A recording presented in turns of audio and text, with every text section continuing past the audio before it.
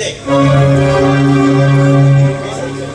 ದೇಶದ ರಕ್ಷಣೆಗೋಸ್ಕರವಾಗಿ 20 ವರ್ಷ ಕಾಲಗಳನ್ನ ಕಾಶ್ಮೀರ ಬೌಂಡ್ರಿಯಲ್ಲಿ ನಿಂತುಕೊಂಡು ಉಗ್ರರು ಹಾಕುತ್ತಿರುವ ಗುಂಡಿಗೆ ಕಟ್ಟಿ ನಿಂತೆ. ಕಟ್ಟಿ ನಿಂತೆ. ನನ್ನ ಜನ, ಇದು ನನ್ನ ಜನ, ಇದು ನನ್ನ ದೇಶ ಎಂದು ತಿಳಿದು ಸಾವಿರ ಧಾವಣೆಯಲ್ಲಿ ಕಣ್ಣಲ್ಲಿ ಕಣ್ಣಿಟ್ಟು ಕಾದೆ. ನಿವೃತ್ತರದ್ದು ಶ್ರೇಷ್ಠನಾಗಿ ನಿವೃತ್ತಿಯಲ್ಲಿ ಕನಿಷ್ಠವಾಗಿ ಕಂಡಿದ್ದು ಈ ನಮ್ಮ ಸಮಾಜ. ಹೊರಗಿನ ಶತ್ರುಗಳು ನಮ್ಮನ್ನ ಒಂದು ಮಾಡಿಕೊಂಡರೆ ಹೊರಗಿನ ಶತ್ರುಗಳು ನಮ್ಮನ್ನ ಪದೇ ಪದೇ ಕೊಲ್ತಾನೆ ಇರ್ತಾರೆ. ಸೈನಿಕನಾಗಿ ನಾನೊಬ್ಬ 20 ವರ್ಷ ಸೈನಿಕನಾಗಿ ಸೇವೆ ಸಲ್ಲಿಸಿದ್ದಕ್ಕೆ ಸರ್ಕಾರ ನನಗೊಂದು ದೊಡ್ಡ ಜವಾಬ್ದಾರಿಯಲ್ಲಿ ಇದೆ. ಆ ದೊಡ್ಡ ಜವಾಬ್ದಾರಿ ಏನೆಂದರೆ ತಂದೆ ತಾಯಿ ಬಂಧು ಬಳಗ ಇಲ್ಲದವರನ್ನ ಅನಾಥ ಆಶ್ರಮವನ್ನು ನಡೆಸಲು ಸರ್ಕಾರ ನನಗೆ ಆದೇಶಿದೆ. ಸರ್ಕಾರ ನನಗೆ ಆದೇಶಿದೆ.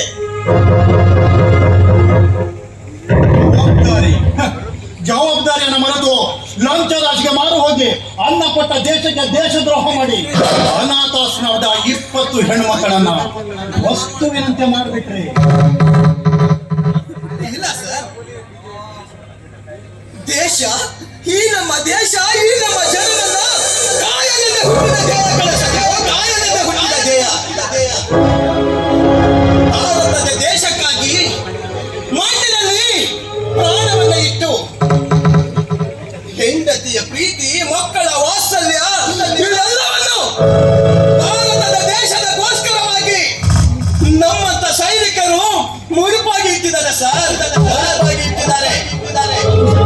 ನನ್ನ ಧರ್ಮ ರಕ್ಷಣೆ ಹೊರತು ಯಾವತ್ತು ಭಕ್ಷಣೆ ಅಲ್ಲ ಸರ್, ಯಾವತ್ತು ಭಕ್ಷಣೆ ಕೃಷ್ಣ, ನೀವೊಬ್ಬ ಸೈನಿಕ, ದೇಶಭಕ್ತ. ಅದ್ರ ಬಗ್ಗೆ ನನಗೆ ಹೆಮ್ಮೆ, ಗೌರವ ಇದೆ. ಅದಕ್ಕೆ ನನ್ನದೊಂದು ಸೆಲ್ಯೂಟ್ ಕೂಡ ಇದೆ. ಆದ್ರೆ ಮುಂದೊಂದು ದಿನ ಸೆಲ್ಯೂಟ್ ಮಾಡೋ ಈ ಕೈಗಳೇ ಬೇಡಿ ಹಾಕ್ಬೋದು. ಕರುಣೆ, ಕನಿಕರ, ಅನ್ಯಾಯಕ್ಕೆ ಏನೇ ಆದ್ರೂ ನನಗಿಷ್ಟವೇ. ಸಮಾಧಿನೇ. ಸರ್, ನನ್ನಲ್ಲಿ ಕರುಣೆ, ಮಮತೆ, ಮಮಕಾರ ಇವೆಲ್ಲವೂ ಇದೆ ಸರ್, ಇವೆಲ್ಲವೂ ಇದೆ. ನನ್ನ ಕರ್ತವ್ಯದ ಆ ದಿನವನ್ನ ನಾನು ಯಾವತ್ತೂ ಮಾಡ್ತಿಲ್ಲ ಸರ್, ಯಾವತ್ತೂ ಮಾಡ್ತಿಲ್ಲ. ಅದು ಈ ಖಂಡಿತ ನನಗೆ ಮರೆಯಕ್ಕೂ ಆಗ್ತಿಲ್ಲ ಸರ್. ಸರ್, ಶತ್ರುಗಳು ನಮ್ಮಂತ ಸೈನಿಕರನ್ನ ಕಣ್ಣಲ್ಲಿ ತುಂಡಾಗಿ ನಮ್ಮ ದೇಹದ ಚಿತ್ರವಾಗಿ ಸಾಕುತ್ತಿರುವಾಗ ಅದೆಷ್ಟೋ ಕಣ್ಣುಗಳು ಹೇಳುತ್ತಿಲ್ಲ, ನನ್ನಂತ ನೋಡಿ ಕಾಪಾಡಿ ಅಂತ ಹೇಳಿ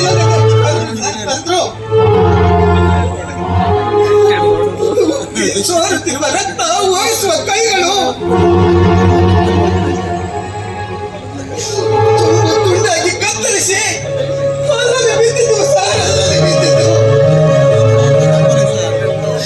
ನಾನು ನನ್ನ ಕೈ ಚಾಚುವುದನ್ನು ಬಿಟ್ಟರೆ ನನ್ನಿಂದ ಒಬ್ಬರನ್ನ ಉಳಿಸ್ಲಿಕ್ಕಾಗಲಿಲ್ಲ ಸರ್, ಒಬ್ಬರನ್ನ ಉಳಿಸ್ಲಿಕ್ಕಾಗಲಿಲ್ಲ ಸರ್. ನನ್ನ ಕಣ್ಣಿಂದ ಜಾರುತ್ತಿರುವ ನೀರು ಈ ಒಬ್ಬನಿಗೆ ಕಾಲಿಗೆ ನೀರಾಗಿ ಹೋಗ್ತಿದೆ.